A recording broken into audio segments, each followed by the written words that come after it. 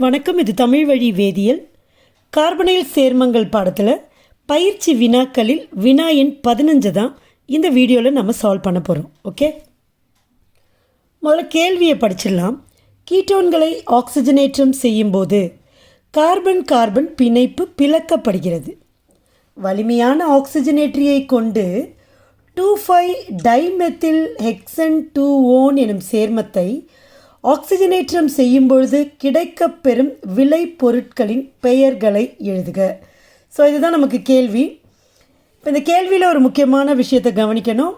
சேர்மம் 2,5-டைமெத்தில் ஹெக்சன் 2-ஓன்னு கொடுத்துருக்குறாங்க.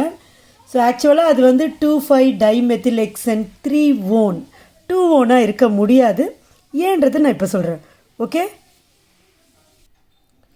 ஸோ கொஷனில் கொடுத்துருக்க மாதிரி நான் இப்போ ஃபார்முலா எழுத போகிறேன். ஹெக்சன் போட்டிருக்கு, அப்போ 6 கார்பன் ஆட்டம் வரணும்.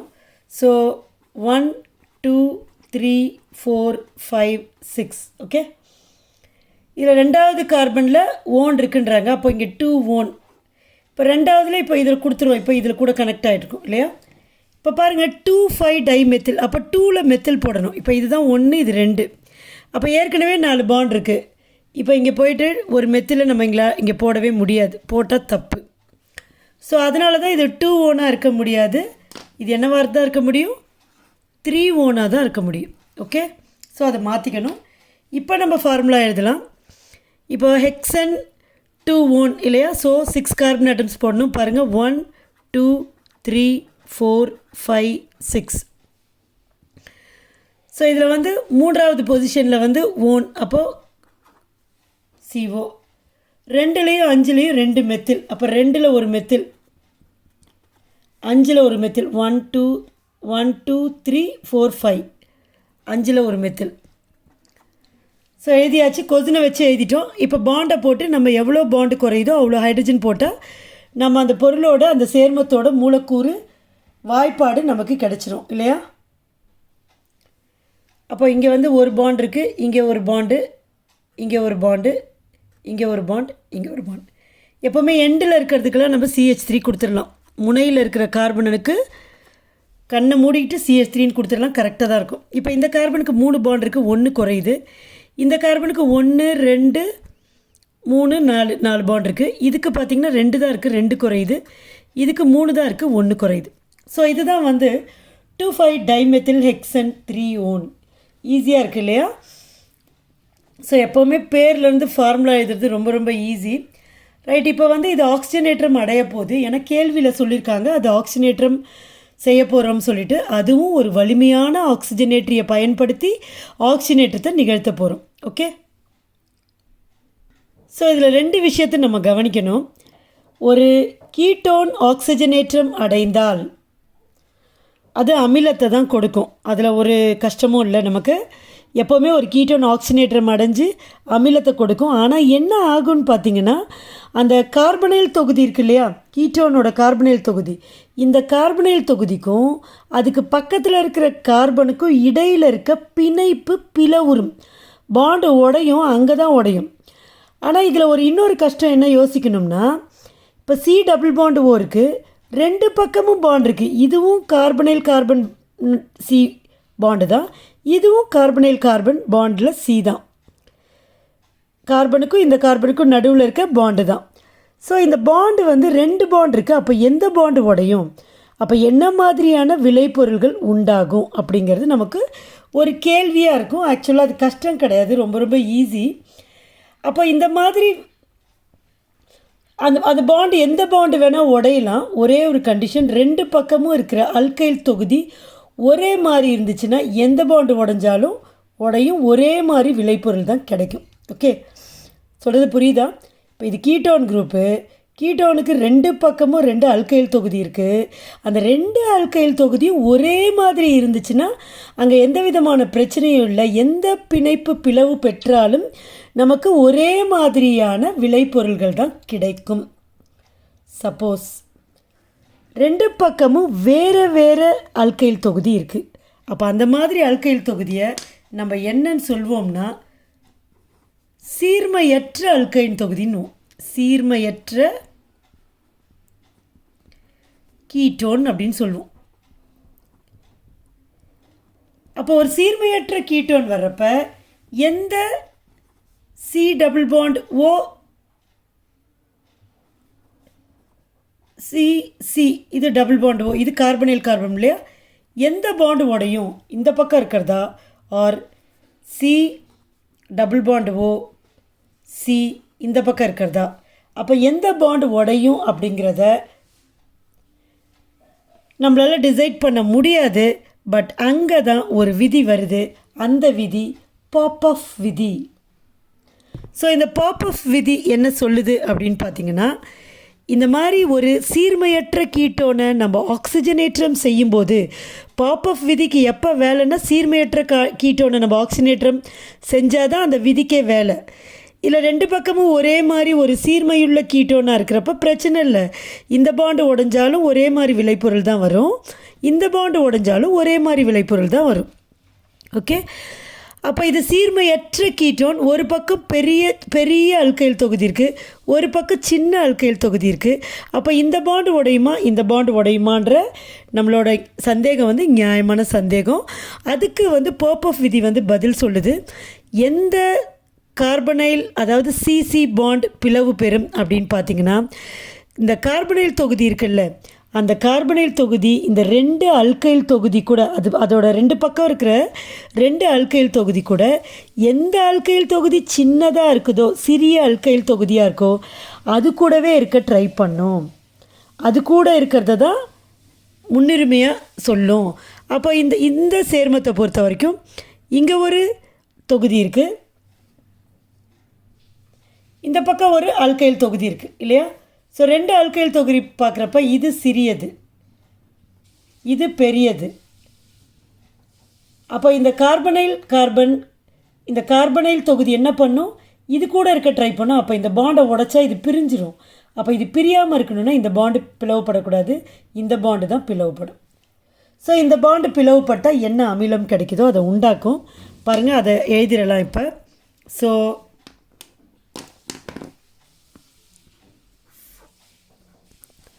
இந்த பாண்டு அப்போ பிளவுபடுது. ஓகே, இந்த பாண்டு பிளவுபட்டால் இந்த ரெண்டு பக்கமும் இருக்கிற தொகுதி ரெண்டுமே அமிலங்களாக மாறிடும். அப்போ பார்த்திங்கன்னா நம்ம எப்படி அமிலத்தோட ஃபார்முலா எழுதுறதுன்னா, இங்கே இருக்க கார்பன் அணுவை நம்ம எழுதுகிற அமிலத்தோட ஃபார்முலாவில் இருக்கிற கார்பன் அணுவும் இந்த உடைஞ்சி பிளவுபட்டு கிடைக்கிற இந்த தொகுதியில் இருக்கிற கார்பன் அணுவும் கரெக்டாக இருக்கான்னு பார்த்துணும். அதில் நிச்சயமாக மாற்றம் வரக்கூடாது. அப்போ இந்த தொகுதி அப்படியே எழுதிக்கலாம். பாருங்கள், அதில் இருக்கிறத பார்த்து அப்படியே எழுதுனா CH3 CH இருக்கா, CH3 ரிவர்ஸில் எழுதுறேன் இந்த பக்கம். ஓகே, இந்த CH2 அடுத்தது இதை போட முடியாது, இதுதான் அமிலமாக ஆகிடும். ஓகே, இப்போ 4 கார்பனேட் இந்த இந்த இந்த இது இந்த பார்ட் இதோடு இருக்கா. இப்போ இதில் 4 கார்பன் இருக்கா, இதுலேயும் 4 கார்பன் இருக்கா, கரெக்ட். ஸோ இதுங்க எதனா பிளவுபடுது. அப்போ இந்த சைட் பாருங்கள், இங்கேயும் 1 2 3 4 கார்பன் இருக்குது. ஸோ 4 கார்பன் இருக்குது. ஸோ இங்கே இருக்கிற மாதிரியே தான் இருக்கும். அப்போ இங்கே CH3 CH3 இங்கே இருக்கா, இதே தொகுதியை நான் இங்கே எழுதிட்டேன். இந்த CO CO வச்சாடு. இப்போ இந்த ரெண்டு சேர்மத்தையும் பாருங்கள், ஒரே ஃபார்முலா. ஸோ ஒரே அப்போது இந்த மாதிரி இங்கே பிளவுபட்டு ஆக்சிஜனேற்றம் அடைஞ்சிச்சின்னா கண்டிப்பாக இது மாதிரி ரெண்டு மூலக்கூறுகள், இது ரெண்டும் ஒன்று தானே, ரெண்டு மூலக்கூறுகள் அமிலம் உண்டாகும். ஓகே, சப்போஸ் அப்போ இது மட்டும்தான் நடக்குமா, இந்த பிளவு மட்டும்தான் நடக்குமா, இங்கே பிளவுபடாதா அப்படின்னா கண்டிப்பாக இங்கே பிளவுறுதல் நிகழும், ஆனால் கொஞ்சம் கம்மியாக நிகழும். ஏன்னா நிலைப்புத்தன்மை ரொம்ப முக்கியம் இல்லையா. அப்போது இங்கே பிளவுபடும், ஆனால் அது என்ன, நிறைய மூலக்கூறுகள் அந்த மாதிரி பிளவுபடாது, ஒரு வெகு சில மூலக்கூறுகள் மட்டும்தான் பிளவு பெறும். அப்போ நமக்கு கிடைக்கக்கூடிய குறைந்த அளவு இந்த பிணைப்பு பிளவுபட்டு உருவாகக்கூடிய விளைபொருள்கள் குறைந்த அளவே காணப்படும். வெரஸ் இந்த பிணைப்பு பிளவுபட்டு உருவாகக்கூடிய அமிலங்கள் அதிக அளவில் காணப்படும். ரைட், இப்போ இந்த பிணைப்பு பிளவு பெறுது, அப்போ என்ன விளைபொருள்கள் உண்டாகுதுன்னு பார்ப்போம். அப்போ இந்த பகுதி அப்படியே அமிலமாக்கிடலாம். பாருங்கள், இதுவும் ஒரு அமிலமாயிடும், இதுவும் ஒரு அமிலமாயிடும். ஸோ இது அமிலமாகுது. அப்போ பார்த்திங்கன்னா என்ன கிடைக்கும் அப்படின்னு பார்த்தீங்கன்னா, இப்போயும் ரிவர்ஸில் எழுதுகிறேன். CH3 CH3 இருக்குது. ஸோ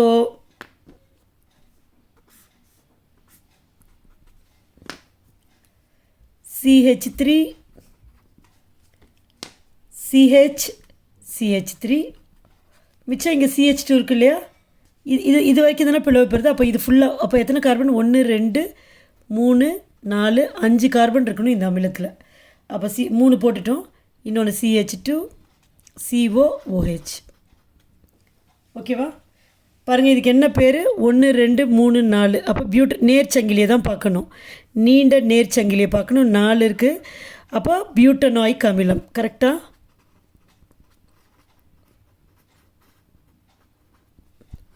ஆனால் இந்த பியூட்டனாயிக் அமிலமில் 1 2 3வது இடத்துல ஒரு மெத்தில் இருக்குது.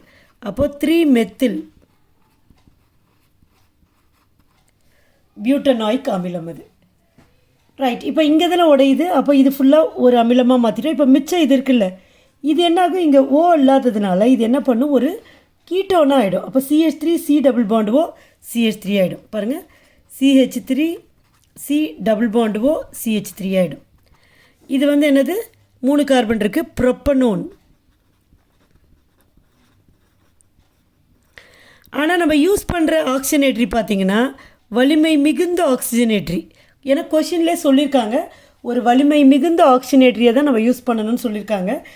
ஸோ அந்த மாதிரி வலிமை மிகுந்த ஆக்சிஜனேட்டரை யூஸ் பண்ணுறப்ப இது நடுவில் ப்ரொப்பனான் ஃபார்ம் ஆனால் கூட இந்த வலிமை மிகுந்த ஆக்சிஜனேட்டரினால் இது ஆக்சிஜனேட்டரை அடைஞ்சு திரும்ப இங்கே வந்து பாண்டு உடையும். இங்கே உடைஞ்சாலும் அது ஒன்று தான் இல்லையா? அப்போ இது ஒரு அமிலமாக ஆகிடும், இது ஒரு அமிலமாக ஆகிடும். ஸோ இது என்ன அமிலம், CH3 என்ன அமிலமாக ஆகும் அப்படின்னு யோசிக்கிறத விட இந்த பகுதியில் ஒரே ஒரு கார்பன் இருக்குது.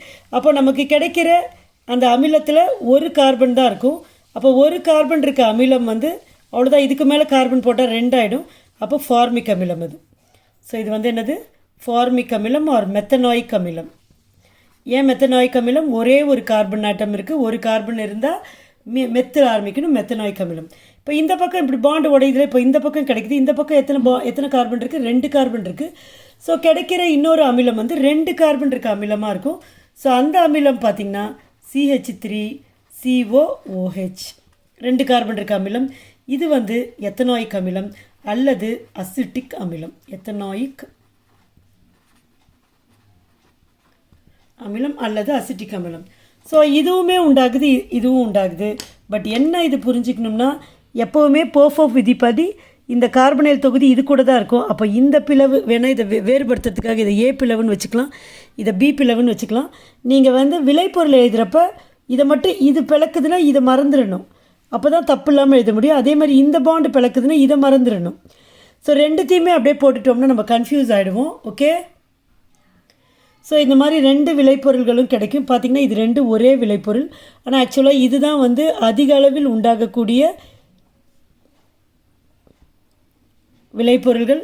இது எல்லாமே குறைந்த அளவில் உண்டாகக்கூடிய பொருள்கள். ஏன்னா இந்த பாண்டு வந்து பிளவுபடுறது கஷ்டம் இல்லையா? ஏன்னா CO தொகுதி வந்து எப்போவுமே சிறிய அல்கைல் தொகுதி கூட இருக்க தான் ட்ரை பண்ணோம். அப்போது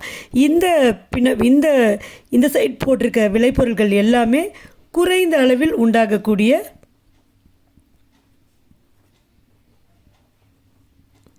விளைபொருள்கள். ஆனால் குறைந்த அளவில் வினை புரிஞ்சாலும் நமக்கு என்ன கேள்வி, என்ன உண்டாகக்கூடிய விளைபொருள்கள் தான் கேட்குறாங்க. ஸோ நமக்கு ஃபஸ்ட்டு இது உண்டாகும், 1 பெயர்கள் தான் கேட்குறாங்க. ஆக்சுவலாக பெயர் எழுதணும், ஃபார்முலா எழுதி. 2வது இது விளைபொருள் கிடையாது, இது இடைநிலை சேர்மமாக இருக்கும். ஸோ அடுத்தது இது ஒரு விளைபொருள் 2, இது ஒரு விளைபொருள் 3, இது 2 ஒரே விளைபொருள் தான், அதனால் இது ஒரு விளைபொருள். என்ன, 2 மூலக்கூறு கிடைக்குது. இது என்ன, இதோட பெயர் என்னன்னு பார்த்தீங்கன்னா 1 2 3 ப்ரொப்பனாயிக் அமிலம். இது 1, இது 2 2 மெத்தில் ப்ரொப்பனாயிக் அமிலம்.